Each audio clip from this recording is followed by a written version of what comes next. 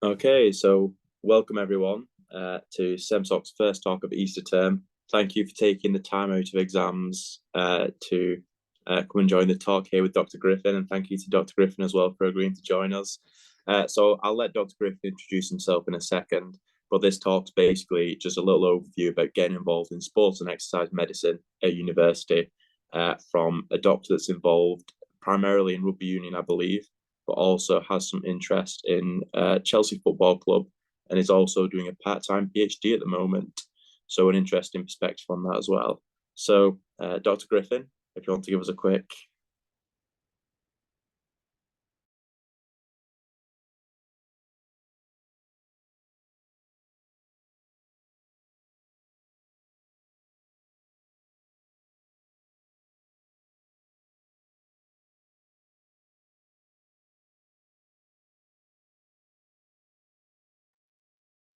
Okay, maybe some technical problems there from your end. You're on mute still. Perfect. I feel that's been the story of my day so far. Thank you very much, Max. I just cut out just as you were kind of finishing that introduction, but no, thanks very much for for introducing me. And Clement, thank you very much as well for the invitation to talk here today. It's been something. It's been in the pipeline for a few weeks now. It's been something I've really been looking forward to. Something that I'm really passionate about. So yeah, I'm going to talk about how to not just get involved, not just kind of survive, but really thrive in sport and exercise medicine as a student. And base that on some of my experiences. It's nice to meet you all. I'm kind of aware it's around exam time, so I'll try and keep this fairly interactive and lighthearted. There'll be some kind of thing. If there's anything you want to take from this, I mean, I'm more than happy to share my slides with Clement so you can kind of access some of the resources I might talk about. I know this is being recorded as well, but yeah, it's a shame I can't be in Cambridge tonight to speak to you, but yeah, this is just going to have to do. So in terms of a bit of an introduction, um, I'm a junior doctor, so primarily most of my clinical work is a GP registrar at the West Middlesex Deanery in Southwest London. I'm a sports medicine fellow with the RFU, so based out of Twickenham. And as Max said, I'm a part-time PhD student at the University of Edinburgh, looking into the associations between rugby, health, and well-being. And then on top of that, I also work as a team doctor for London Irish Rugby Club in the Premiership, primarily their academy, but especially over the last few years with their first team. I've been a locum doctor at Chelsea for 2 or 3 years now, again, primarily working with the academy, but also doing a little bit of cross cover in some of the other teams. And I also work as well, not necessarily work, I'm a deputy editor for the British Journal of Sports Medicine, primarily looking after some of their social media and data analytics. And I guess the reason I was actually really excited to talk about this today, so I'm actually only I'm in my 6th year of clinical medicine since graduating, and so if that doesn't inspire you to want to do stuff, just in terms of getting involved, getting experience, so that you can do some of these things actually fairly early on in your career. I've absolutely loved my time in sport and exercise medicine. I can't think of actually doing medicine without actually working within it, and kind of keep on getting experiences within the specialty. So hopefully I'm going to give you a bit of an outline in the first part of this talk around stuff that you can do as a student, as a junior doctor, to kind of hopefully look to get some of the same experiences that I've been lucky to have. So yeah, what can you do as a med student or junior to maximize the chances of working in sport and exercise medicine? So I'm just going to start by going really back to basics in terms of what is sport and exercise medicine. So I'm sure there's a really fancy official kind of wording to answer that question, but essentially the way that I think about it, and the way that it's kind of reflected now by most of the kind of organisations like BASM and the Faculty of Sport and Exercise Medicine is, you can basically split into 3 different clinical domains. That's MSK medicine, musculoskeletal medicine, sports medicine, which is basically the kind of care of athletes, or the medical care of people who are exercising. And there is a bit of overlap between that and MSK medicine, but it's also kind of a broad specialty within its own right. And then the thing that's kind of often left out of sport and exercise medicine is the actual exercise medicine component. So that's the physical activity as a preventative or a healthcare kind of tool within its own right and the public health aspect of the specialty. So they're the kind of three outright clinical domains. And if you kind of just add to that general SEM knowledge or your own space or reputation within sport and exercise medicine, not only have you really got a blueprint of what sport and exercise medicine is as a specialty, but you've also then got a few things to target and to then know how you can build skills and how you can advance within it. So I'm going to just start off by maybe just really looking to split these into the 4 different domains. And then I'm also just going to try and get you to consider things from a kind of trying to split it into theory and then practice as well. So just for the purpose of this talk, so it doesn't go on for until tomorrow, I'm just going to branch and group MSK and sports medicine together. From a theory point of view, what can you do to kind of really get involved and to increase your skills and knowledge? So I'm not sure what Cambridge is like in terms of access to MSK sports medicine teaching, but really look to make the most of any opportunities you've got within orthopedic clinics or any kind of MSK attachments that you've got. Then obviously likes of Max, Clement, you're obviously a very active society, but not kind of quite a few talks and things. And for anyone who's not a member or a fully fledged member or a member of the committee, get involved, make sure you're getting along to all these things. I still remember lots of the talks that I had as a medical student up in Birmingham, and a lot of the things that I learned there I still put into practice now. So found them hugely valuable. So to keep on kind of prioritizing them, keep on getting to them. Just a few resources that I would signpost any kind of aspiring sport and exercise medic to. One of which is the FIFA Football Medicine Diploma. It's a free resource that you can just Google online. You can take it kind of step by step. There's no kind of set timeline for it. And you'll find that loads of really experienced and some of the world leading researchers and clinicians within specialty have all contributed to some of those modules. So that's a really great place to potentially start. The British Journal of Sports Medicine, obviously, I'm not really going to apologise too much because I've been involved with them for a good few years now. But they've got free podcasts and blogs, which again are really and there's been a huge push to make these as practical as possible and really drill down some of the basics. And to access those, I would tell any aspiring sports or sport and exercise medic to really get onto social media in a professional capacity. There's a really active Twitter kind of sphere within sport and exercise medicine. It's kind of through there that you might find the latest kind of podcast. You'll see what the kind of hot topics are at the moment, and you hopefully will kind of just subconsciously immerse yourself in a world where you end up just learning a bit like a sponge, where you kind of just subconsciously learn about various topics and various resources. In terms of books, the kind of the Bible of sports medicine, which is Bruckner and Kahn's Clinical Sports Medicine. It is probably a little bit expensive, but it is a hell of a resource. And I would probably hazard a guess it'd be 95% plus of the world's sport and exercise medics and consultants, people working in specialty, who have that on their shelf next to the bed. Another kind of more recent book is the second one on that list. So Natalie Shear's Sport and Exercise Medicine OSCE Guide.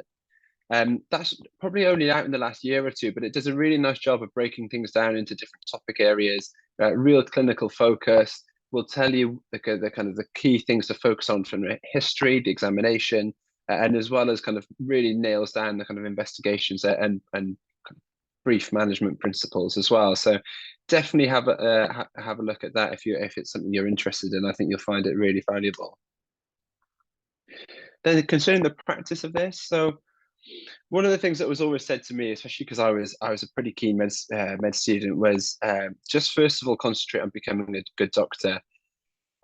Go along and really look to push yourself in all the different clinical environments you'll be in during your time as a medical student, and very much all the stuff that you do to try and advance in sports medicine has to be, unfortunately, on top of other stuff, not instead of. So I definitely want to just bang home that message.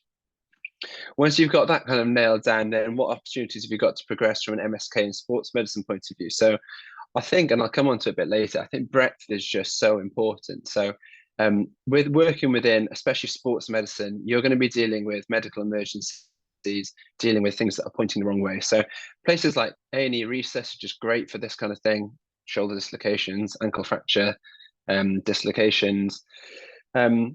Similar and easy, then you've got your minor injuries or your urgent care centres, where you're not going to see things that are pointing the wrong way, but you'll get really good in terms of examining and having kind of making sure your exam's quite targeted, ordering and interpreting investigations, and then kind of knowing what kind of follow-up things are available as well. Don't discount kind of GP, so day-to-day clinical care from both MSK, but definitely a kind of general med point of view. I promise you that the vast majority of sports medicine work, especially if you're in a full-time sports medicine environment, is not very glamorous. It's coughs and colds, rashes, all these kinds of things. And really getting good at those in any kind of primary care rotations you've got is just so important. And really look to kind of upskill in that area. If you're then looking to kind of progress, if you think you'd enjoy it or you think you want to learn more, then got the likes of fracture clinics, outpatient MSK or ortho clinics, and also just shadowing the on-call ortho team. I can't say how valuable that is as an experience as well. And then more talking kind of around the sports medicine aspects of the care of athletes or people who exercise. The thing I really want to hammer home here is it's just breadth that you need at the start of your career. So that's both in terms of sport. So for me, being from South Wales originally and a massive kind of rugby fan, I've always been drawn towards it, but I've almost had to take a bit of a kind of explicit step at times to not just make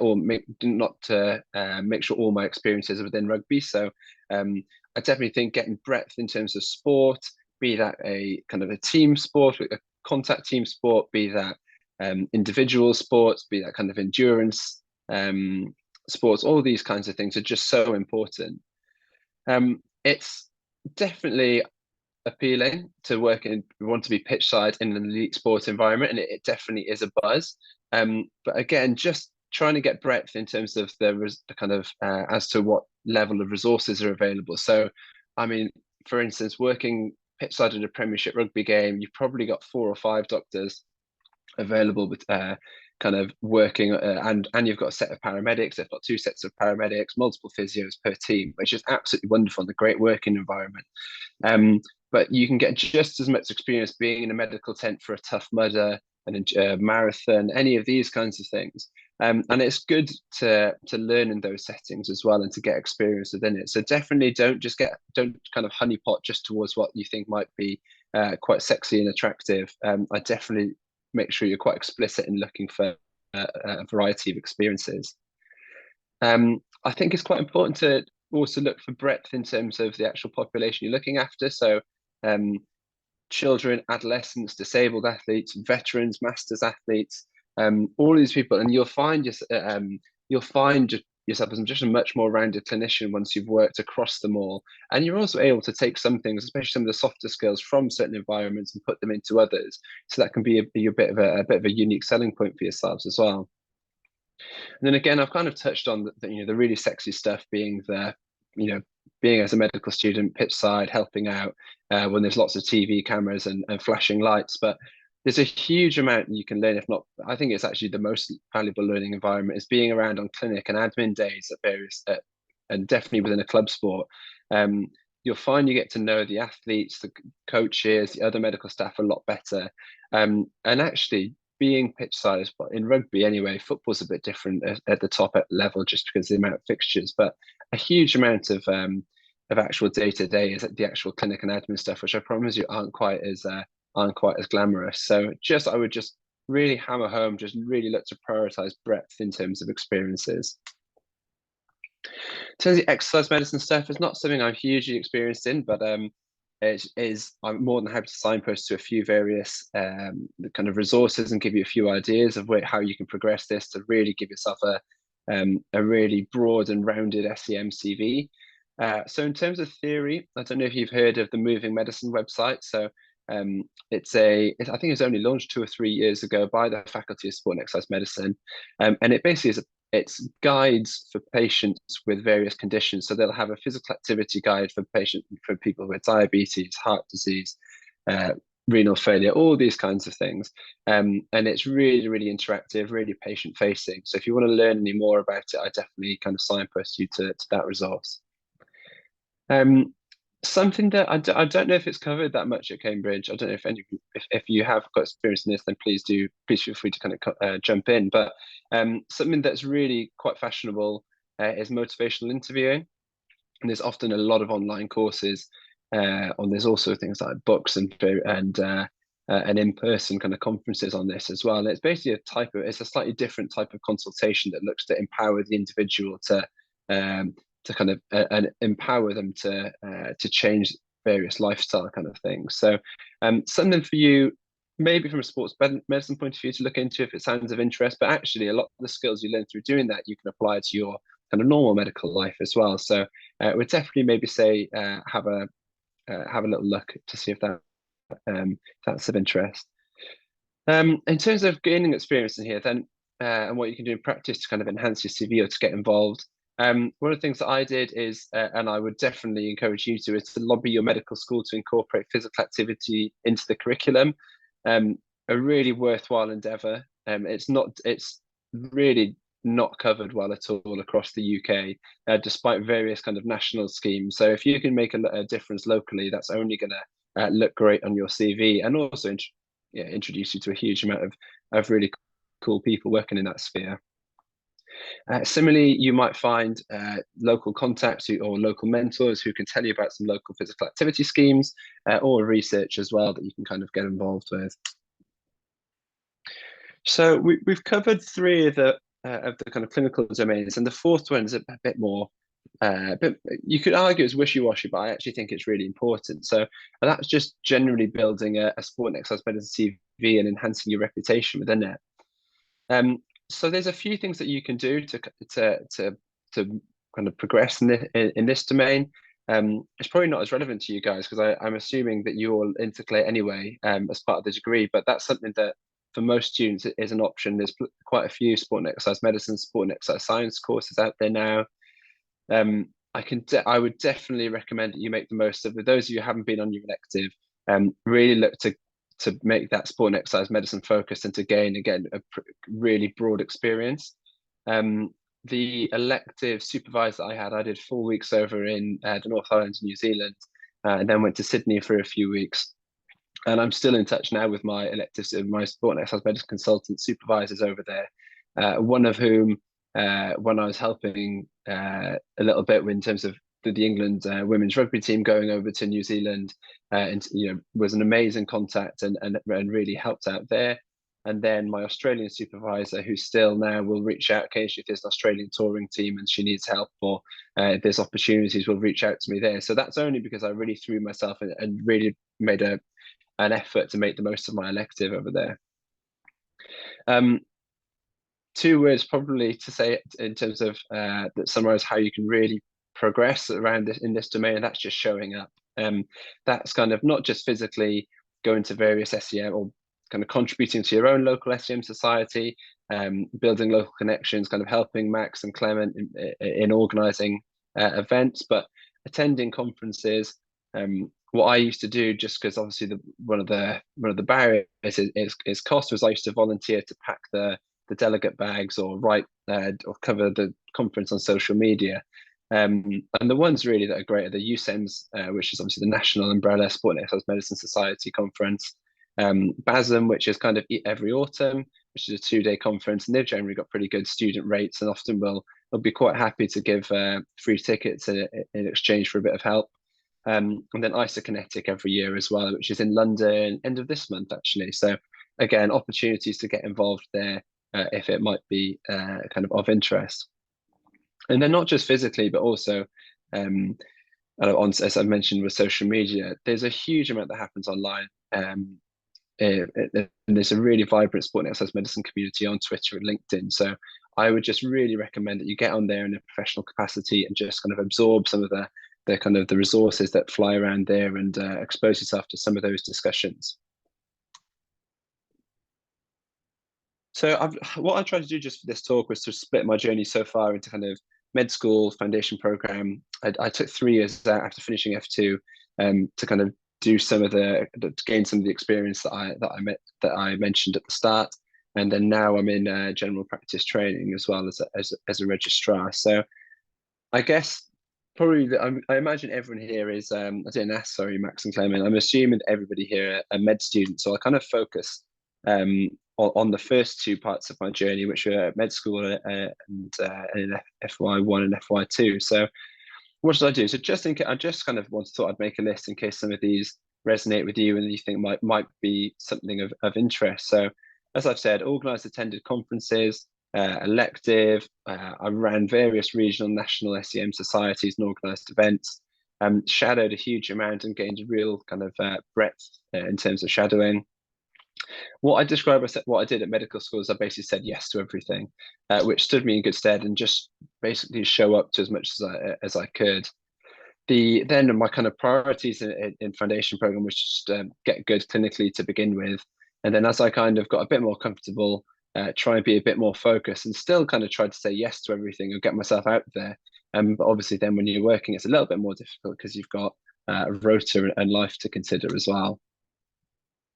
And again, just to try and explicitly split things into the kind of the four domains that I've mentioned, and as well, and into the kind of theory and practice, I kind of recommend that maybe you guys do this as an exercise. If you're really interested about it as a specialty, I'd say do this, because you might see where the gaps are in your CV and what kind of opportunities you can kind of look to organise to fill all the gaps here. So I've kind of mentioned all this, gained a lot of breadth in terms of shadowing experience. I've said about what I did at conferences and things, and I decided, because my biggest deficiency was around exercise medicine, so I worked with the Faculty of Sports Science at Birmingham and the head of school there to help introduce exercise medicine and physical activity teaching into the curriculum, which has been going on since 2015. So there's just ways of doing things, and so hopefully these will give you a little bit of an idea.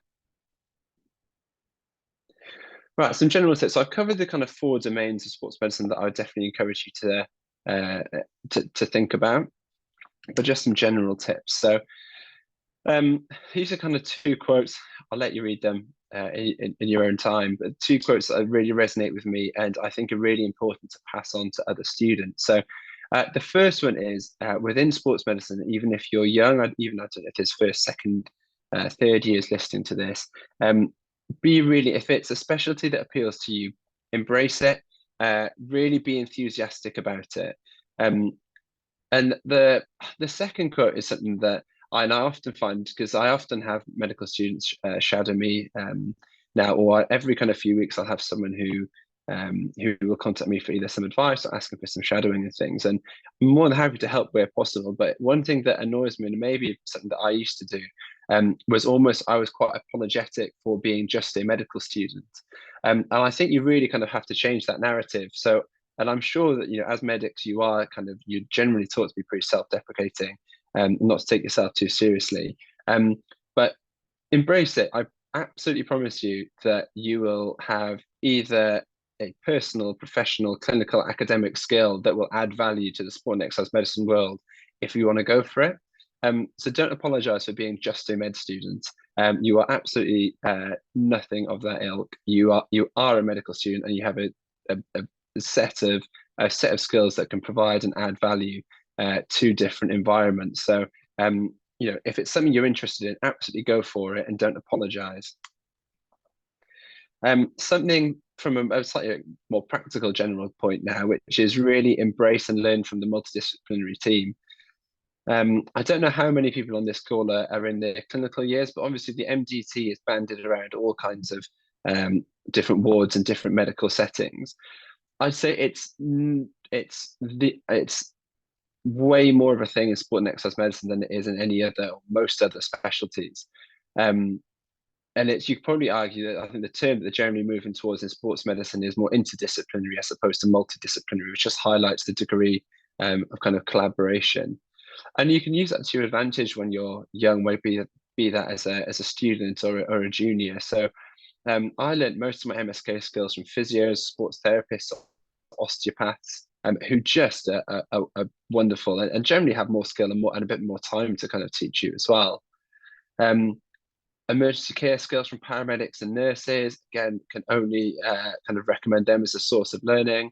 Probably one that you wouldn't necessarily consider, but actually learning from coaches, from athletes in terms of what are the demands of each sport, and trying to spend time with them to really figure out what the various demands are, because at some stage you do have to consider these in the both in terms of when it comes to mechanism of injuries, but also then when you're trying to rehab someone and provide advice around return to play. The other thing you get in sport that you probably don't get in many other settings are your actual sports scientists, psychologists, nutritionists, dietitians, all these people, all of whom you'll 100% learn from if you're kind of open to the idea. Something that I'm quite passionate about and would advise that you think about quite explicitly is to actually find and formalize some form of mentorship. So I think the term mentor is bandied around with really kind of over formal connotations. If you'd have one person who almost becomes responsible for your learning and finds you opportunities, and that can be quite a daunting thing because there's not many people who'll actively offer themselves in that capacity. What I mean for that is and the way that I've kind of gone about it is in each of those kind of 4 domains I mentioned earlier, just find someone who you get on with or who you've had experience with, who also understands you and knows the journey that you're on, and just ask if they can be your potentially mentor. Highlight what that means. Is it a case of you meet a few times every year to discuss interesting cases, discuss your progress within that domain, and just look, and then it will not only kind of help you from a development point of view and from your CV, but they might just be able to help facilitate introductions to people or give you very different opportunities as well. So I definitely recommend doing that. As I kind of mentioned earlier, I probably get contacted every few weeks in terms of asking for advice or opportunities. And I think most people in sport, the people working in sport are generally really nice people, and generally are very good with people and have pretty good kind of soft skills. Most people I ever reached out to always got back to me. But I would definitely say there's a huge amount of value in just being really polite, setting out exactly what you're after, look to kind of outline any kind of administrative burden on them. So for instance, if you've had an experience with an ortho consultant or a sport medicine consultant, you want to maybe just discuss cases with a few times each year, then just outline, I'll come to your clinic, I'll send you all the cases beforehand, so then maybe you can provide feedback, all these kinds of things, just so, because as people get a bit more senior, the demands on the time only get bigger, and so it can be kind of, you don't want them to switch off at the thought of having to provide support. So really look to show how you're going to limit any kind of administrative burden, and also offer to add value to that. So even if it's a case of you've been in someone's clinic and you want to gain more experience, offer to do an audit, offer to do a quip or something along these lines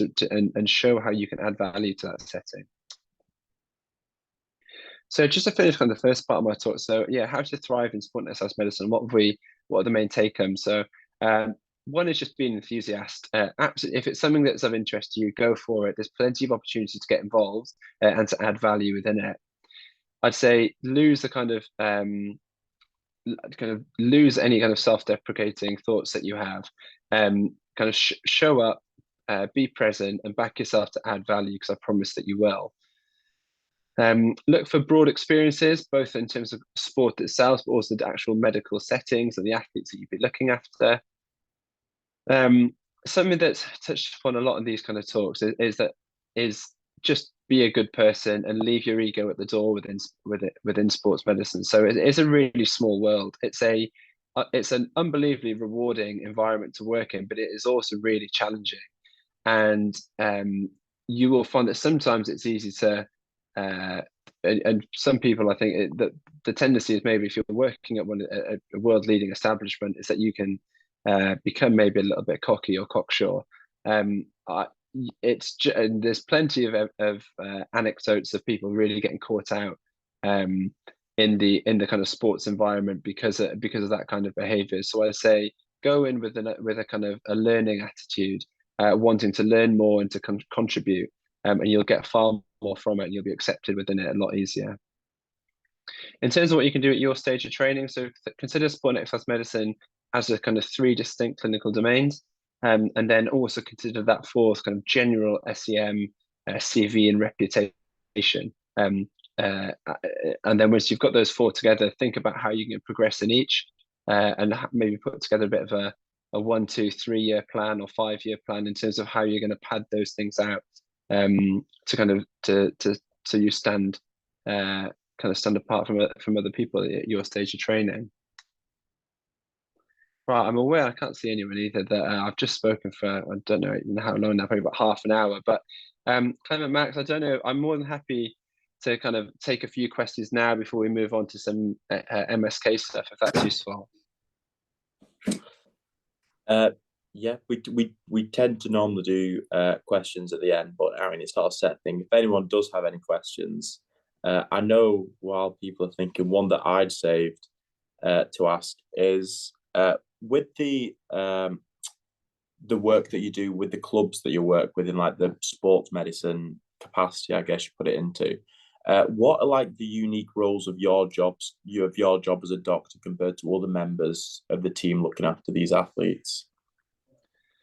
Yeah, sure. So the kind of unique role would be a lot of the actual medical stuff. So the stuff you'd see and expect to deal with a doctor as a doctor in those settings are the actual medicals. So for instance, with a rugby team, if you're their kind of team doctor, coughs.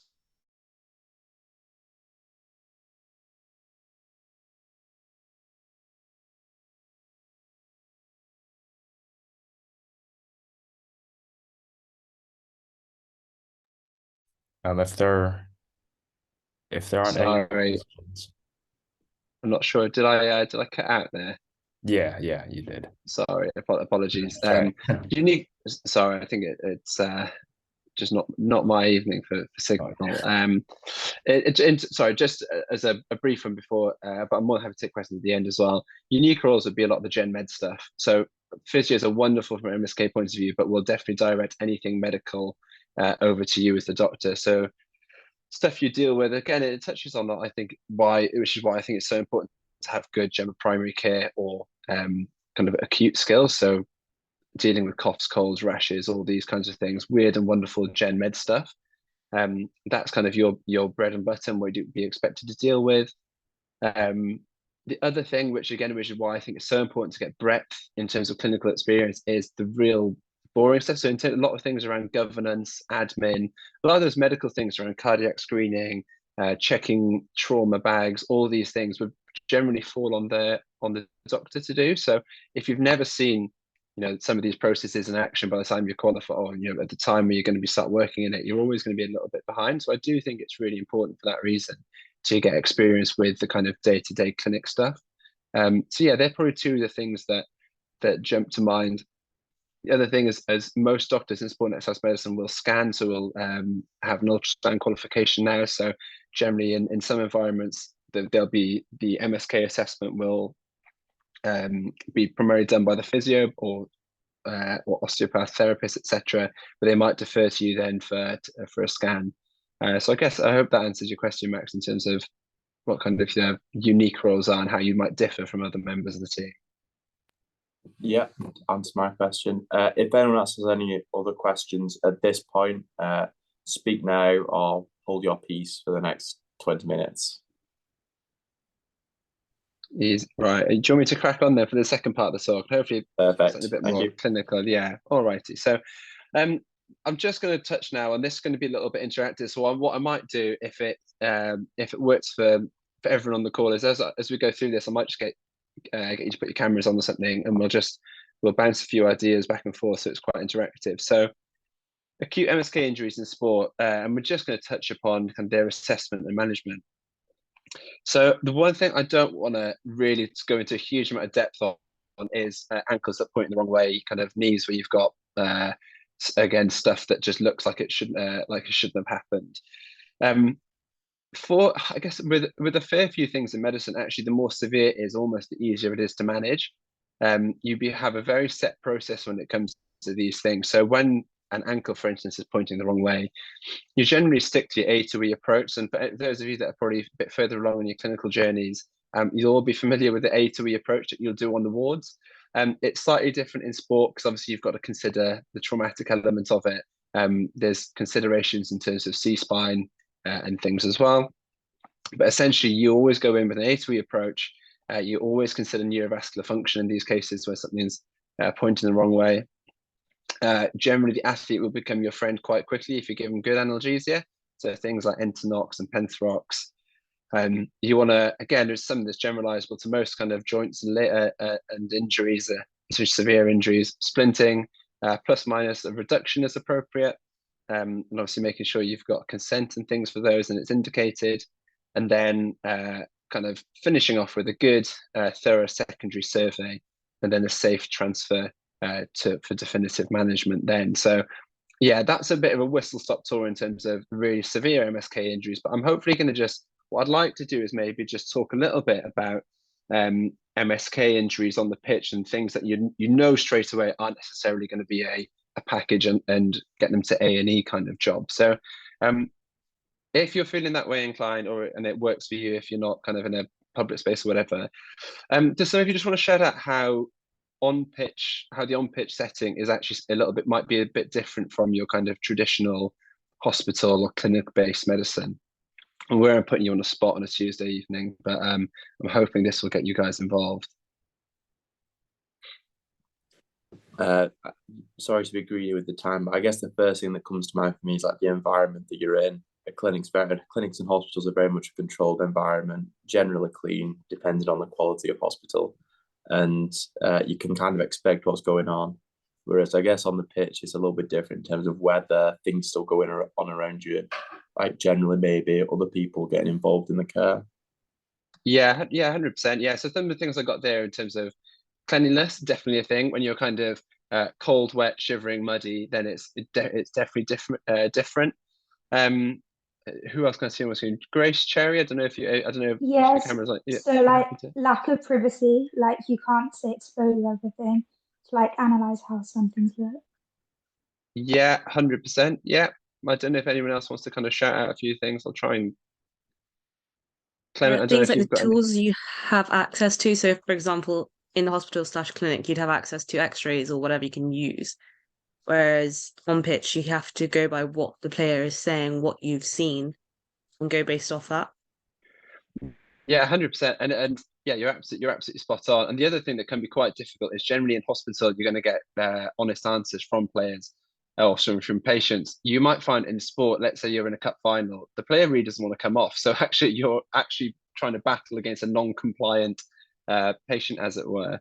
Does anyone else want to shout out a few? Or otherwise, I'll kind of just I'll just read through the kind of list I put together. I guess. Well, let me go back then. I guess there's also the aspect of just the environment being potentially there might be a crowd and there's a lot of distractions going on. I guess ED probably also could be a very distracting environment, but I guess in a stadium potentially it'd be quite different. Yeah, 100%, Clement. And all of these we've touched on. So pressures, I mean, obviously you'll probably see when you're watching when you're watching TV or if you're seeing it in practice, people that go on to assess stuff on pitch. You've got earphones in, and the coach is in there as well, and it's quite distracting, to be honest. When you kind of either I've been really lucky. I've never had a coach shout to me, get them to stay on or anything along those lines. But it's quite distracting when you're trying to take someone's history or examine when are they saying what you're saying. So it's actually quite it's a difficult environment, which, as you rightly point out, generally and even in ED doesn't happen. I've mentioned the kind of the non-compliant patient. So again, it's just quite difficult if someone's just saying I'm fine, but you're suspicious because of the way they've fallen, the way that they've presented, the way that they've then reacted. Time, I know, I mean, GP, you've got what, 10 minutes? I mean, it's maybe 7 to 10 minutes. But you are really under pressure. And again, you might have a referee or a match official over your shoulder saying, what's the decision? You need to make a decision. Are they coming on or off? Which is definitely different to most of the clinical environments. And I guess the other one that I think that I didn't quite appreciate is you're actually practicing ever so slightly different medicine, because it's very unlikely, unless it's absolutely something bad or like a shoulder dislocation or a a finger dislocation, for instance, that you're actually really going with a pure diagnostic lens. A lot of the time, within a few minutes, what you're not actually looking to do, because you haven't got the opportunity, is you're not going to get a kind of an accurate, or you're not going to get a very definitive diagnosis. You're actually going at it with more of a triage view. So you're almost thinking, right, is there anything here?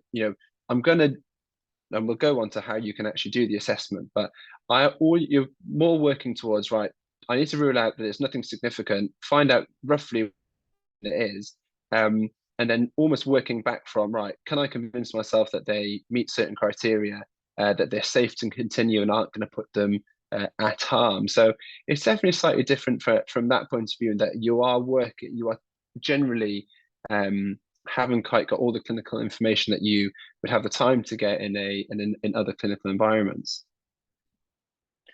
So broad principles of assessing kind of MSK trauma on pitch. So again, the first thing is always in the back of your mind, do no harm.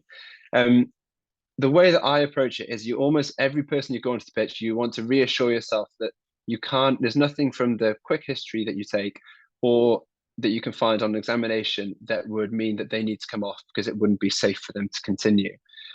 And so systematic approach. So A to E, I'm sure most of you will be familiar. If not, if you haven't put it in practice, then it's something you'll learn as you go through medicine. But kind of airway, breathing, circulation, disability, environment, and everything else. And within that, you've got you have to make sure in sport, especially sport when you've got 120 kilo kind of animals running around, that it is safe to approach. And that's something that took me some practice and some near misses to appreciate. Obviously, with the traumatic element of some of these sports, you do have to always think about C-spine, and that will impact some of the things you do in that kind of A to E setting. So generally, you wouldn't do head tilt chin lift. You'd always do kind of a jaw thrust, little things like that you always just have to be really careful about. Again, if you're worried it's kind of significant trauma, then always kind of in the back of your mind, assess neurovascular function, see if they've got sensation, can they wiggle their toes, or distal extremities, can you feel a pulse, all of these things. And then, again, some of you might not be aware of this, but obviously within the kind of ortho MSK world, there's the general kind of makeup of the examination is kind of look, feel, move, and special tests. And it kind of, the on-pitch assessment is actually, it incorporates all of those things. But the one thing that's there from an on-pitch assessment perspective that you don't probably get as much in other settings is function. And I'll kind of touch it in a little bit about just how important that is. So let's just talk about, I'm just going to break it into lower limb and upper limb now. So again, if you guys are happy to put your cameras back on, that would be great. And we're going to just talk through, so the A to E approach, I'm going to take you all do that for granted. So generally, if a player's screaming about their ankle, the fact that they haven't had any any trauma to the kind of top half, you're not worried about C-spine, it's safe to approach. We'll say they're two givens. If they're screaming at you, generally you can say airway and breathing are generally fine, and unless something really weird or wonderful happened, again, they've probably got this C is probably fine. So let's just say you've cleared all that and you're kind of going towards, let's say, an ankle or a knee, or wherever they're kind of holding. So if we split it into look, feel, move, and you're going to be doing this at the same time as actually talking to the athlete and getting a bit of a brief and targeted history as well. So what things might you be able to see from a look perspective that might influence your kind of what you do and what your decision is going to be? You can start really obvious. I guess any swellings or any bones sticking out through the skin? Yeah, generally badness. Yeah.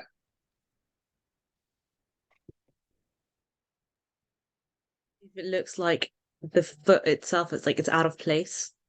So something. Yeah. If there's any kind of like obvious kind of, yeah, absolutely. If there's any obvious kind of deformity, let me see what I've just put down for here. So yeah, I mean, the other one is try and take a big picture view and just see, instead of focusing down the limb, actually look up at their face. Are they screaming? Are they obviously in a huge amount of pain? Like you guys have said, is there any obvious swelling? Is there any obvious deformity? And again, generally, swelling in that really acute phase is generally going to mean a more significant kind of injury. That's from a kind of a look point of view. The other thing from a look point of view, you can just consider, I always think about the mechanism of injury as well here. So you can use that and look, is it someone who's come down from a significant height and you've seen that kind of twist element?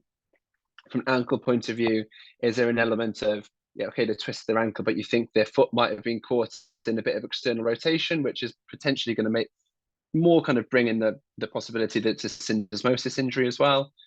Is it that kind of fairly horrific looking mechanism where they're complaining of knee pain and you've seen them do it, and it was a non-contact injury where they've kind of had that knee inflection on, they've planted their foot and their knees kind of had that valgus force through it. So again, that's just another little thing to consider. And we'll go back a bit now. So you're happy with your move. Let's say you now move on to your feel. So what are you kind of going to be looking for? What in particular are you going to incorporate into the feel component? You want to feel for any like tenderness and sort of any swellings or effusions and that sort of thing. Yeah, spot on. Yeah, and I'm going to just probe you a little bit on that, if that's okay. Just so you don't get away with it too easy. What are you palpating? Because what are the things you're after? Because I'm just going to try and get to drill down on that, if that's all right. Yeah, so like feeling around the joint line, maybe palpating sort of the back of the heel, like any sort of like the Achilles tendon and that sort of thing to see if that's intact. Feeling like the musculature as well around the joint, for any sort of tenderness as well. And then maybe capillary refill time as well, that sort of thing. Yeah, absolutely spot on. Yeah, I really like what you said in terms of, and we've always, and this kind of goes back to what we said in the previous slide around, you're almost looking to reassure yourself there's nothing kind of horrible that's happened that means they need to come off. Some of the things that you said that were really important there are, and I think you could be a little bit more systematic about it even, and just say you need to kind of really look, because you generally you want to distinguish whether it's a soft tissue injury or whether it's a bony injury. So be really kind of specific in terms of, reassure yourself there's no kind of bony tenderness. That generally is going to mean that if they've got really good going bony tenderness, you're probably not going to even ask them to weight bear on it.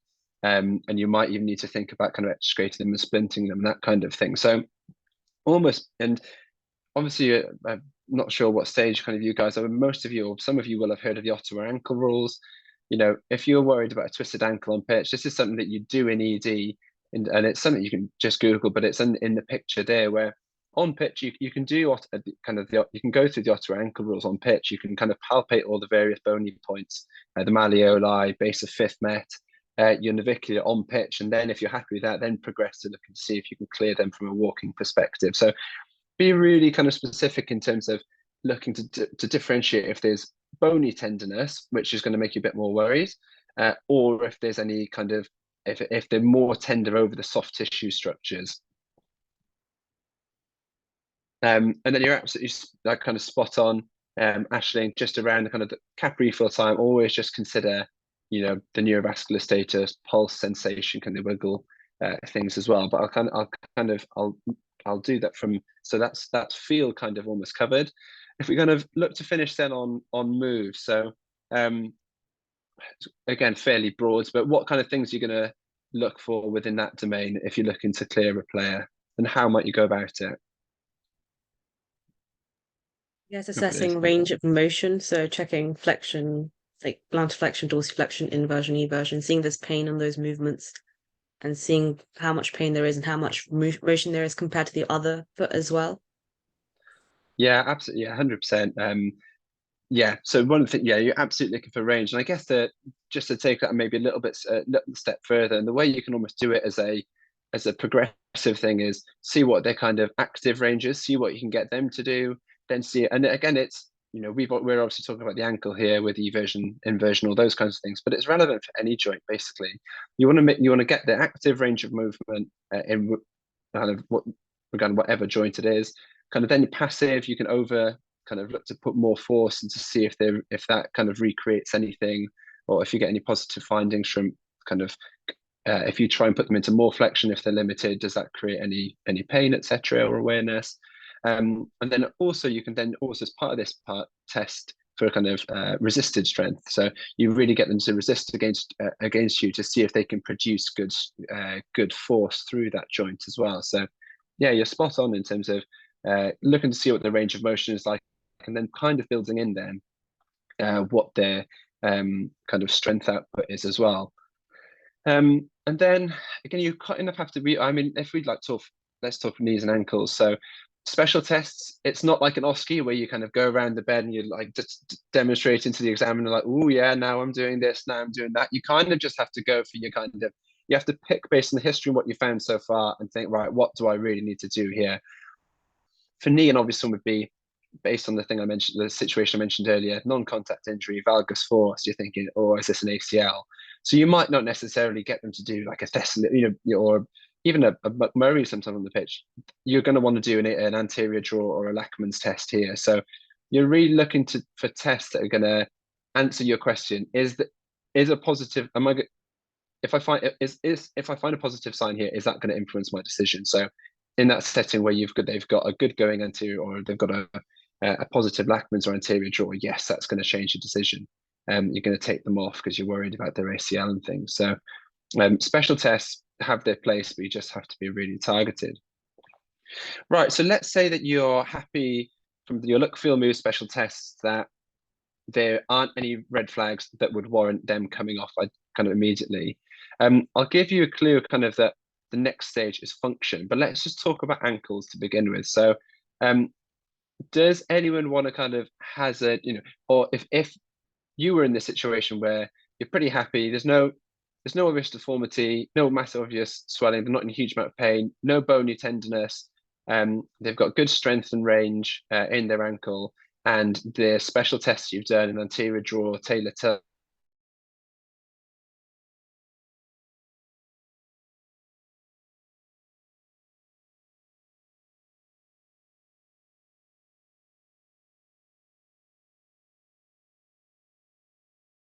to cover.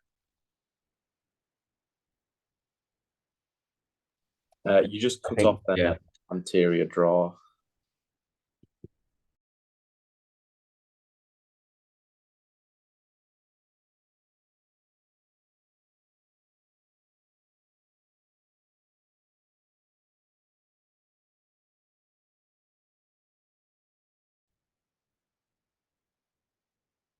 I think I'm back, I think. Sorry. Yeah, you cut out after anterior draw, I think.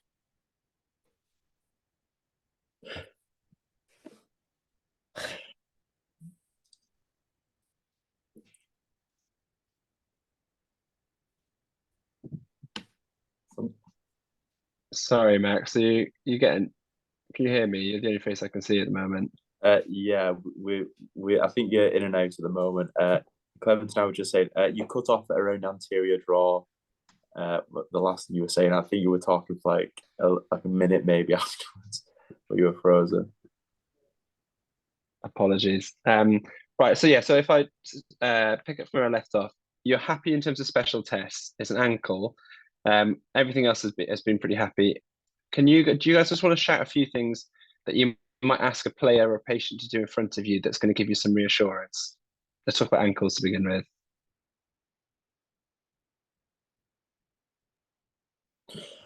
I guess it's the first thing I think of when we talk about ankles is weight bearing. So are they able to like stand up and walk about themselves, like the baseline? Yeah, 100%. Yeah, absolutely. So, and you can kind of progress that pretty gently. So you can, stand on both feet. Can you put your weight on that one foot, just standing it? Okay, now kind of walk. Okay, and then I'm going to make this difficult for you. They're absolutely fine doing that. So what might you move on to next? And you can defer to a colleague if you'd like, Max. Yeah, I'll defer to someone else with a camera on. Perfect. Right, it's either Clement or Ashton because they're the only two I can see at the moment.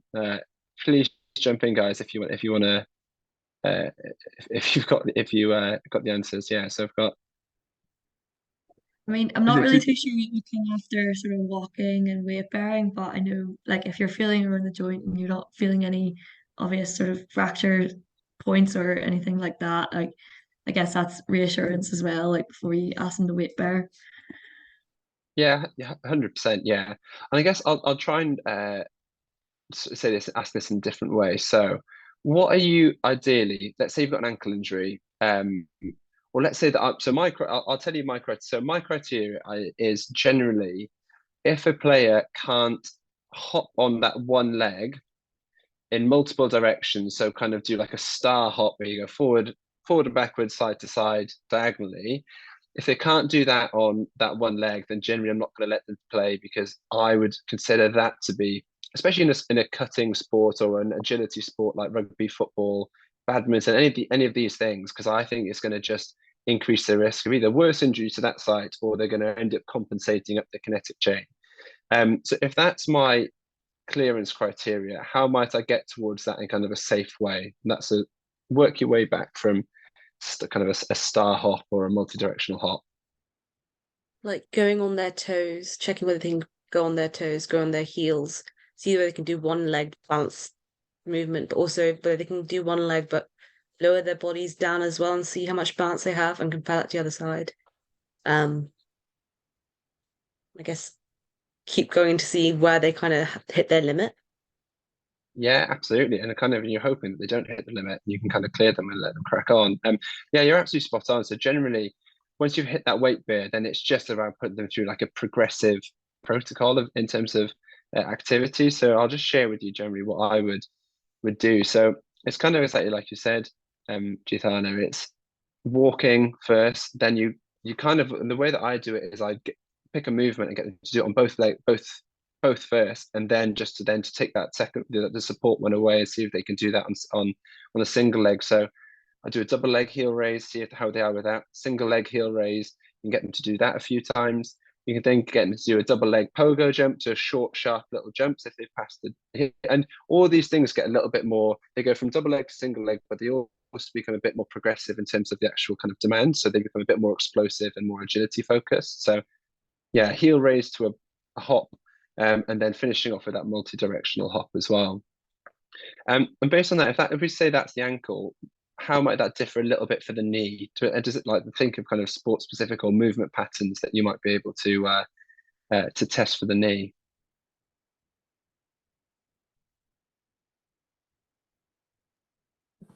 I guess knee would be more, the strain is like when you're cutting across, like changing direction in that kind of way, as opposed to hopping. Absolutely. So if I were to tell you, that's probably more of a clip, like an end kind of, one of the last things you get them to do to get clear is how much you build up to that. Would you get them to do like knee extension and flexion with resistance of maybe your arm? Yeah, absolutely. And then you probably would have done that as part of your kind of as your move, the move part of your assessment as well. So let's say you're happy with it in a kind of against your own arm. Generally, if they're 120 kilo Samoan, then they are going to be able to do that quite easily. So what other things could you get them to do? Thinking more kind of on feet, what movement patterns?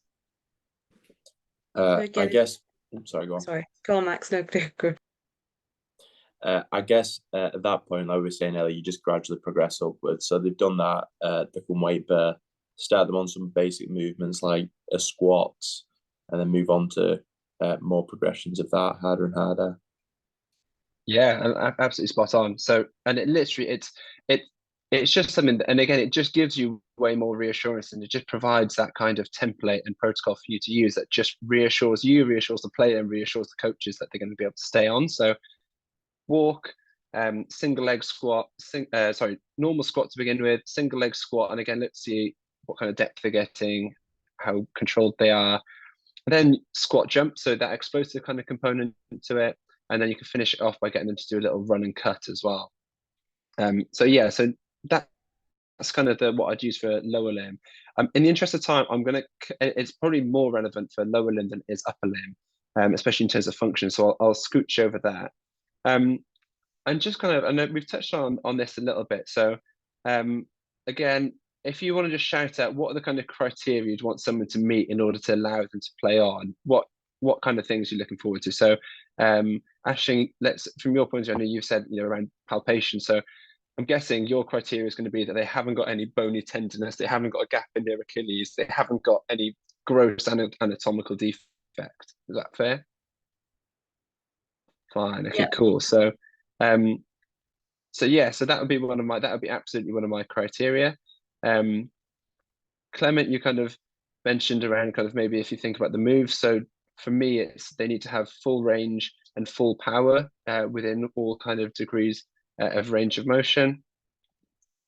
So yeah, so I mean, the only other things is, so I would expect, in order to let them play on, full range and power, no bony tenderness or gross clinical signs, and kind of that they've kind of reassured you that they've gone through a functional kind of progressive protocol without any obvious impairment, pain, or kind of real unease. I guess the only thing I'd probably add on that on reflection is it's slightly more subjective soft stuff. So again, you will sometimes know that the player might have just been able to get through that, but you might just be able to see on the face that they've got no confidence in it. So sometimes you do have to make a call based on slightly more subjective signs as well. And in terms of this traffic light system at the bottom, so what are your options? So this is another way to think about it. So once you've kind of got your decision, the way that it works in rugby often is it's called the red, amber, green, so RAG system. So you've assessed your player. What does red mean? Well, red basically means that they can't play on, that you found something that basically you feel they've got signs of an injury that they would either make worse by playing on, or playing on would potentially put them at increased risk of another injury. So you can think, right, in your head, you can always work your way backwards from what do I need to, what are the signs I'd look for to determine them are red. From an amber point of view, that's your player that you've assessed and you are happy to a certain degree, but you want to see how they maybe get on the pitch. So this might be someone you say, I'm happy to clear you for now. Let's see how you get on through the next few minutes. Then you kind of keep an eye on them as they then go back to the pitch, see how they are in terms of a lot of their more sport-specific movements. And your green is a player that your ankle twist hasn't got any bony tenderness, full range, meets all your criteria, and then you watch them go back on, or you're happy that they've gone through all their functional kind of criteria with a kind of minimal awareness and no impairment on their function. Just to touch then on what you then, so let's say you've determined that, you'll see them in the medical room, and it's the medical room then that it's your kind of more traditional setting. So you go then back to your kind of diagnostic approach as you normally would in hospital or your GP surgery. So I think the tendency sometimes within sports medicine is really to just look to just do the exam, but actually you get so much from the history. Learn the kind of the relevant positive signs that you're going to really look for that are going to really give you bang for buck. So things like swelling, timing of the swelling, instability, clicking, all those things for joints. Then do again a focused examination based on your history. Investigations in the kind of medical room setting are going to be realistically ultrasound, maybe an X-ray if you're really worried. You might think I've gone bananas by writing down police, but essentially I could have written down police, RICE. There's also an acronym called Peace and Love if you want to Google after, which is a BJSM blog, and it's basically that like management principles for acute MSK injury. So RICE is obviously your rest, ice, compression, elevation. Police is protection, optimized loading, ice, compression, elevation. I couldn't tell you what peace and love are, but it's essentially much of the same. And it's basically just what you do in all those things that are kind of evidence-based, and they're going to help them in that kind of acute phase. The kind of practice on this and things that you can get good at in ED or fracture clinics is getting to grips with different splints, boots, crutches, how to apply those, making sure the patients then the players got analgesia to tie them over until they're next seen. Make sure the patients or the players safety netted. Even elite athletes get compartment syndrome. You send them home one night pretty convinced it's not there's nothing that would demonstrate a fracture, but then they wake up in the morning with a massive swelling, and they've not been able to sleep because of the pain, and they've got bony tenderness next morning. So really do these things you would do in any other patient, you still have to do in elite sports. And then just make sure they've got follow-up in kind of in a medical tent out in the middle of the Cotswolds on a really rainy Saturday doing a Tough Mudder. You're probably not going to be able to get them seen. You're not definitely going to see them the next day. So follow-up there might be follow-up with GP or go to A&E if it's not getting better. Whereas if you're working with the England Rugby team or a high-end football club, then you might end up saying, well, actually, there's a physio in tomorrow morning. Here are your crutches, here's your boot, here's your painkillers. We'll see how you turn up in the morning. So that's just how the two examinations and assessments differ.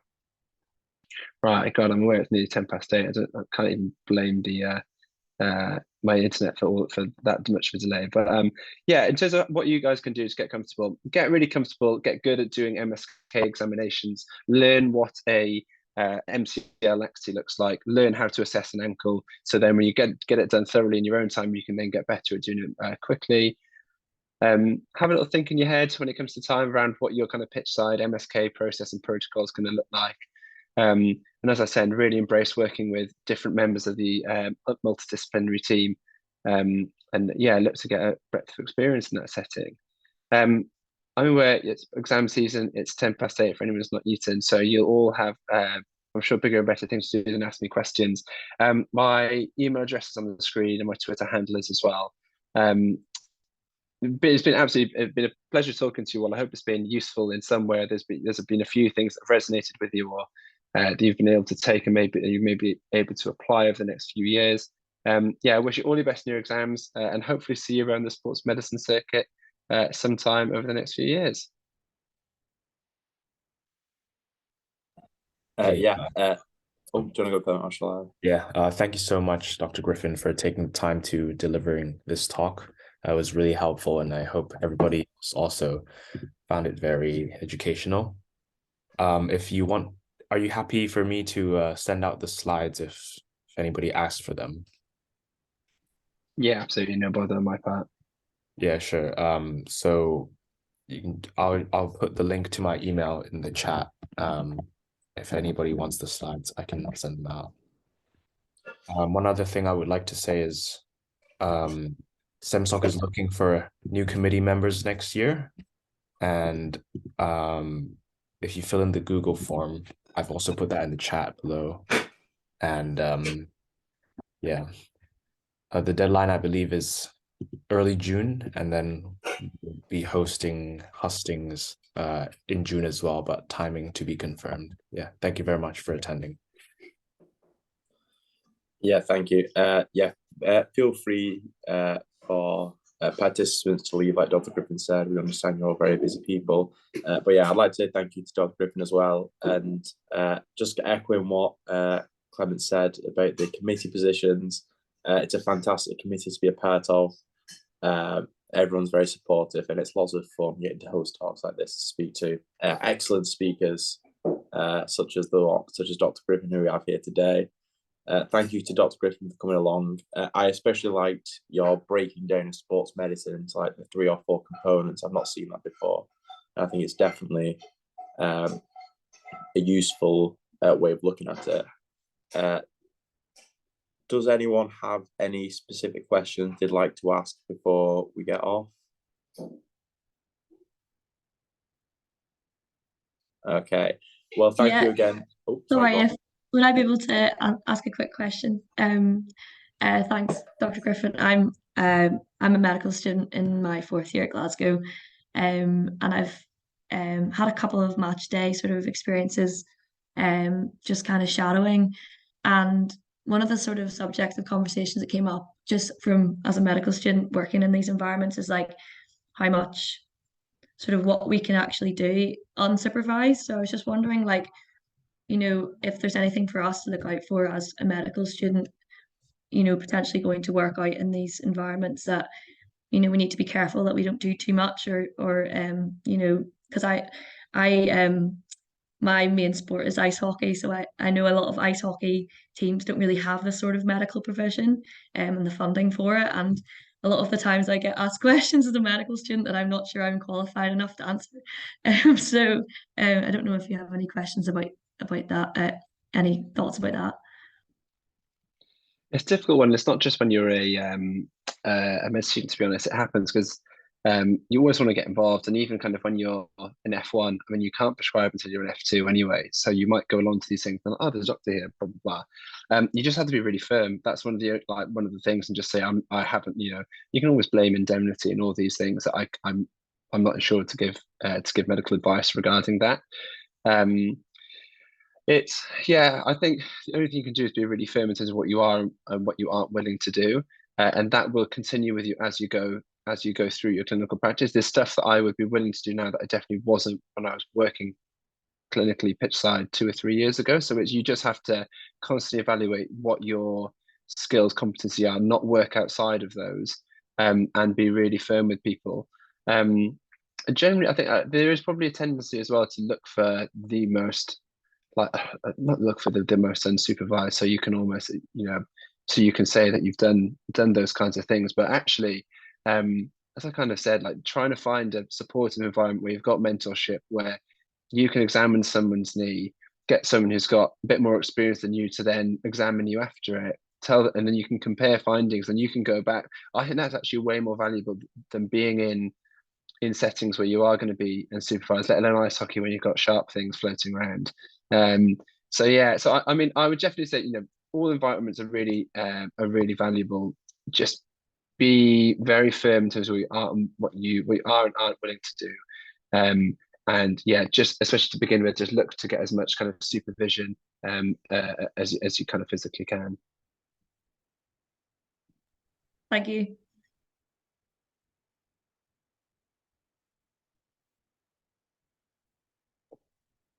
If there are no more questions, I think that's it for today. Thank you all for attending. Yeah, you're all free to go, I guess.